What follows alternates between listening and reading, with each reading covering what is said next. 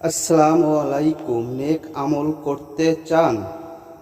কিছু আমল এমন আছে যেগুলো করতে খুব বেশি সময়ের প্রয়োজন হয় না, অনেক জ্ঞানের অধিকারীও হতে হয় না। কিছু এগুলোর ফজিলত অনেক বেশি, যেগুলো বান্দার আমলনামাকে ভারী করে। যেমন রাসূল সাল্লাল্লাহু আলাইহি ওয়াসাল্লাম বলেছেন যে লোক আমলের আগে একবার বলে সুবহানাল্লাহিল আজিম। আশা করি সম্পূর্ণ সূরাটি শুনুন।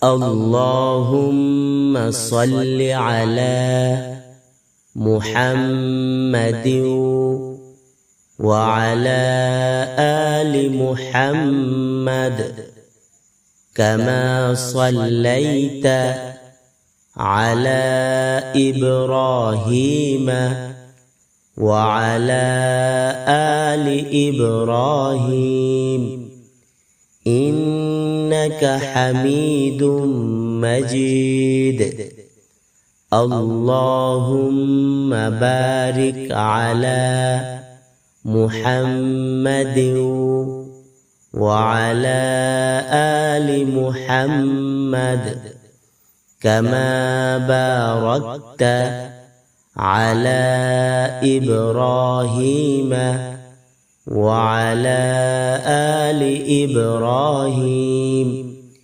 إنك حميد مجيد